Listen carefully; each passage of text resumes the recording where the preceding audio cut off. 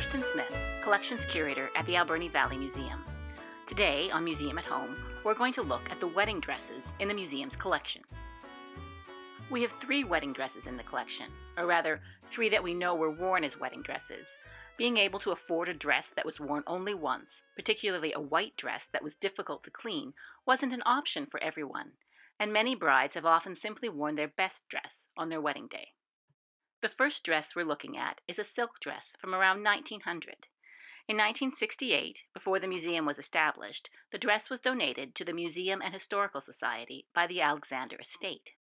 The only note on its history was that it was the wedding dress of Mrs. D.C. Alexander. With a bit of research, we discovered that D.C. stood for Dewitt Clayton.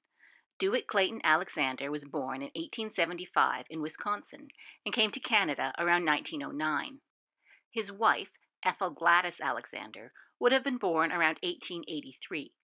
We backtrack the number because we know she was 82 when she died in 1965.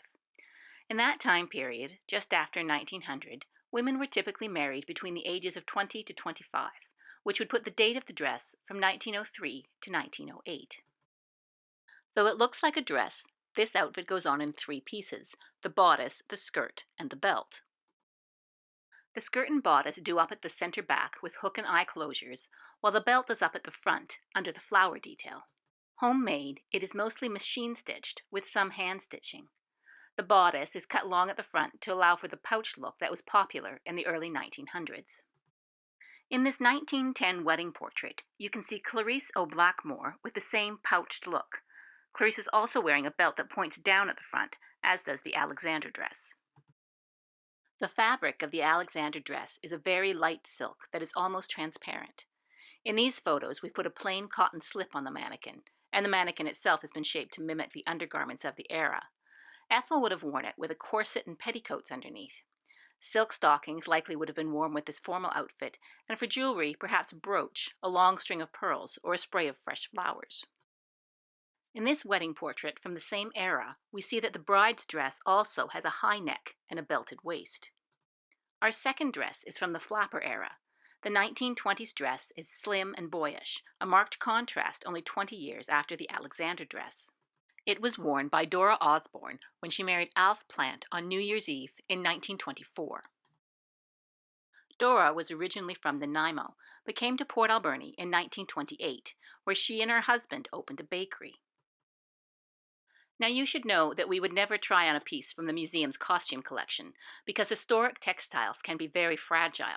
However, before donating this dress to the museum, the family photographed one of Dora's great-granddaughters wearing the dress. It's made of silk georgette, which drapes nicely. Together with the drop waist, it gives the dress a long, straight profile, the boyish look that was popular in the 1920s. The dress has some simple decorations of lace and long pieces of velvet ribbon on the skirt and on one shoulder. The dress is so simple, it's actually a bit difficult to tell the front from the back. As you can see in Dora's wedding photo, pictured with her mother and sisters, the dress was worn with evening gloves, long gloves that reach over the elbow, and a headpiece with a long veil. The headpiece, though not the veil, is also in the museum's collection, though it is quite delicate now, so we haven't photographed it on a mannequin. And though you can't see it in the photo, Dora's garter is also in the museum collection. This wedding portrait from 1923 also shows the straight flapper style with the drop waist. Throughout the 20s, we see shorter dressers with the boxy look of the dropped waist, though by the 1930s, we see skirts dropping to the ankle.